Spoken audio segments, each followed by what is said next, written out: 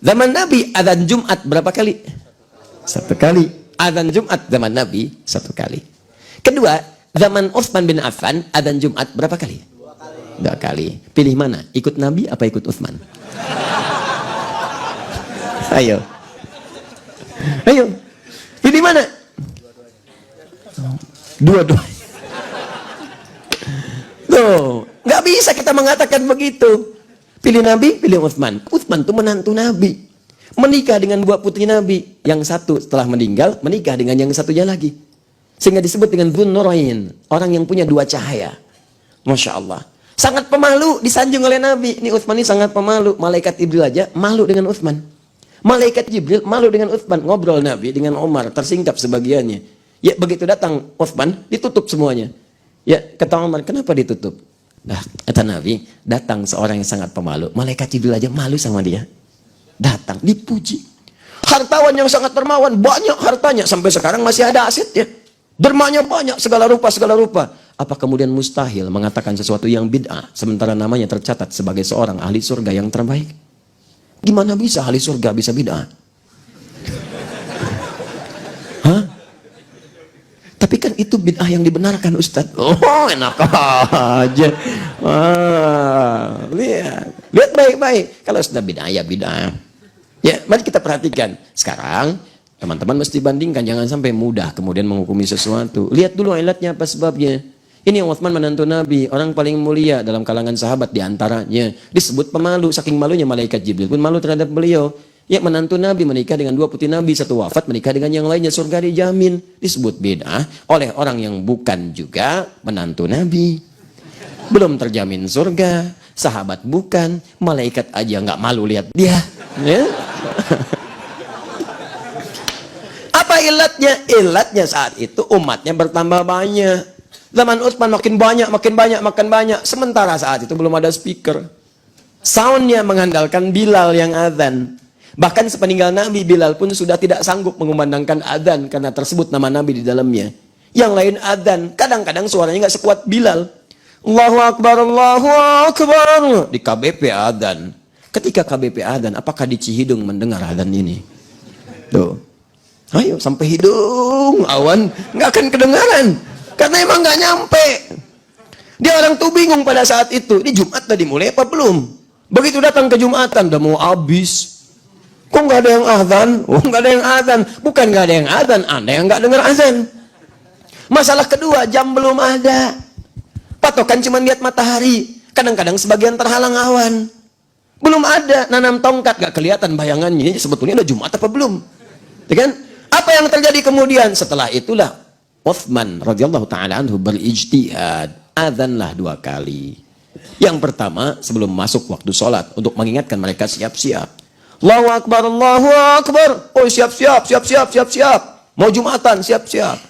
Yang kedua saat khatib naik ke atas mimbarnya pas di waktu Jumat, azan dua kali pada saat itu. Apakah salah? Tidak, karena kebutuhan yang dibutuhkan saat itu beda dengan di zaman Nabi. Muncullah ijtihad. Sebabnya disebut dengan illat. Nah sekarang sebab yang menjadikan adzan dua kali itu apa? Sebabnya karena suaranya nggak terdengar kepada banyak orang yang lain. Maka muncullah kemudian ijtihad adzan dua kali. Benar tidak? Benar secara fikih, dibenarkan secara syariat. Sekarang saya tanya, sekarang persoalannya soundnya sudah ada, mic-nya sudah ada, bisa diatur, bahkan ada yang melengking, toanya kuat sampai kedengaran, ini itu. Sekarang ada lagi bahkan yang live, bisa ke handphonenya, bisa ke macam-macamnya, terdengar, bisa di set di jamnya, Masya Allah. Kadang-kadang kita sudah sholat, dia baru adzan. Kita ada waladhalin, Allahu Akbar, Allahu Akbar. Oh, bayangin, pernah kejadian begitu? Ada, dan banyak lagi kita belum sholat, sana sudah adzan. Ada. Karena apa yang terjadi? Sholatnya di Bandung, settingannya Mekah. Tuh. Nah, ini persoalan kan? Ada nih. Nah sekarang kalau sudah ada begini, apakah masih boleh adzan dua kali? Karena ilatnya sudah nggak ada. Dan kaidah mengatakan al-hukmu yadulu ma'illati. Hukum itu berdasar pada sebabnya. Kalau sebab ada, hukum berlaku. Kalau tidak ada sebabnya, belum tentu. Nah ini karena ijtihad gak bisa digugurkan dengan ijtihad yang lainnya. Jadi rumusan fikihnya kalau ilatnya sudah tidak ada, maka yang paling afdal itu meninggalkan kemudian hukumnya pada saat itu. Walaupun kalau diamalkan itu tidak salah, karena kaidah mengatakan ijtihad tidak bisa digugurkan dengan ijtihad yang lainnya.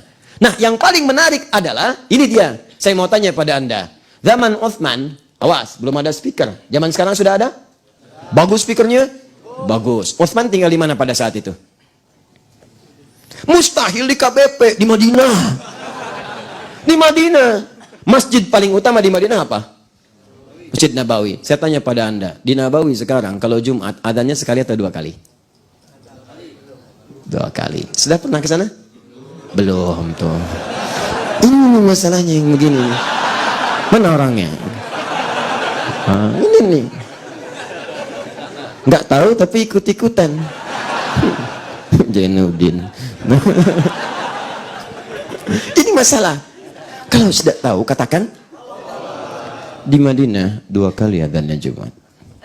Di Mekah? Saya baru dengar ada adzan Allahu a'lam. Allahu a'lam.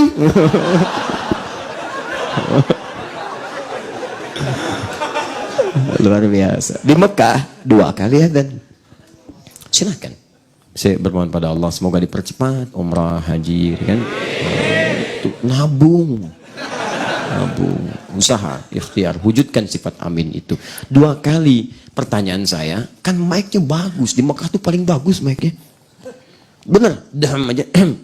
Kedengaran? Dan bukan cuma di Mekah, sedunia dengar. Bayangin sedunia karena live. Parabola macam-macam. Imam mau ngimamin. Kedengaran? Bayangin, daham di Mekah, di Bandung dengar.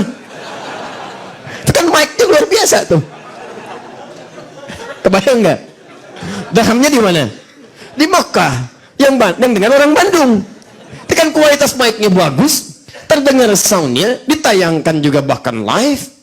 Nah, sekarang persoalannya kenapa adzannya masih 2 kali? Ya, apa orang Mekah bid'ah semua? Tanggung jawab tuh. Hati-hati di Saudi ada Syekh bin Baz, ada Syekh bin Utsaimin rahimahullah, kan? Ada Shalih Fauzan, ya ada Alu Syekh, ya masyaallah taala, ada para ulama-ulama besar. Apakah mereka pernah mengatakan jangan 2 kali bid'ah? Ayo hukum mati nanti di situ tuh. Ini tidak. Apa sebabnya? Banyak. Ilatnya ada. Apa diantaranya? Karena keutamaan sholat di Masjidil Haram itu 100.000. Di Masjid Nabawi itu 1.000. Kalau orang telat, sayang kehilangan 1.000. Sayang sekali. 100.000 banyak. Dan juga apalagi di Mekah ada orang tawaf. Makanya dibuat min adzan yang pertama itu untuk mengondisikan yang tawaf supaya rapi dulu. Rapi gitu kan. Nah setelah itu kemudian yang datang dari jauh-jauh tuh. Yang datang. Adzan yang pertama supaya mereka diingatkan cepat. Bahkan kalau sudah penuh nanti ada SMS masuk otomatis ke handphone kita.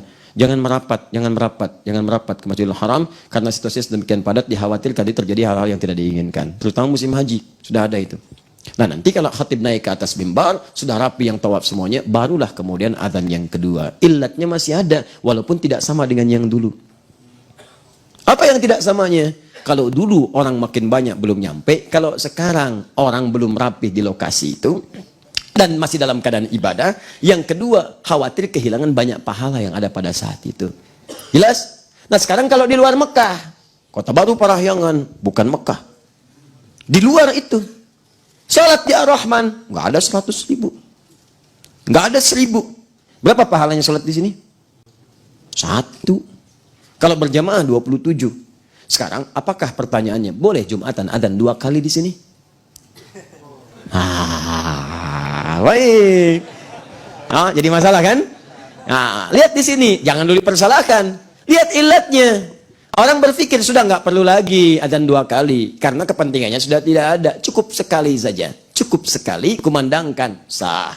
Ada yang berpikir 100.000 aja takut hilang 2 kali, apalagi yang 1. Apalagi yang 1. Kalau mereka di sana nggak dapat 100.000, masih bisa mampir di masjid lain, dapat 1. Kita di sini taruhannya cuma 1. Kalau nggak dapat ya nggak kebagian sama sekali. Makanya di rumusan ini ada yang pakai juga. Ada yang pengen menghadirkan 2 kali adzan supaya menampung bagian-bagian yang lainnya. Ini maksud saya, ini contoh-contoh yang lain. Kita alihkan ke sini. Kondisi ini dipahami. Nih, ini fleksibilitasnya. Kalau ada was-was yang sangat sulit, amalan hati tidak memungkinkan menguatkan itu, lafadkan, silahkan. Kalau nggak sanggup dengan yang lain. Tapi kalau kemudian Anda sanggup dengan itu, nggak perlu dilafadkan karena asalnya nggak dilafadkan. Paham? Nah, jadi ini gambaran 3 ini kita menghormati karena ini ijtihad ulama yang kasus yang nggak muncul di masa Nabi. Kalau ada di masa Nabi selesai, nggak usah diributin, nggak akan ada fikih ikhtilaf, nggak akan ada karena Nabi mengatakan caranya bagaimana, nih caranya begini, sudah paham, lakukan, selesai. Kalau kata Nabi lafadkan, nggak akan ada pembahasan hari ini, tuntas. Saya pun langsung istirahat, nggak akan mampir ke sini. Itu kita bahas panjang-panjang sampai 2 jam lebih. Ya, sama. Kalau kata Nabi sudah, tidak perlu dilafadkan. Kondisikan, rasakan. Seperti Allah memfirmankan dalam Al-Quran. Rasakan saat akan sholat, kamu akan meninggal. Itu rumus di Al-Baqarah ayat 45-46. Wasta'inu bis-sabri was-salah, wa innaha lakabiratun illa 'alal khasyin. Siapa orang khusyuk? Alladzina yadhunnuna annahum mulaqu rabbihim wa annahum ilaihi raji'un. Ya, makanya kalau Anda pengen khusyuk, ada gangguan dan macam-macam, rasakan. Mungkin wafat saat itu. Mungkin wafat.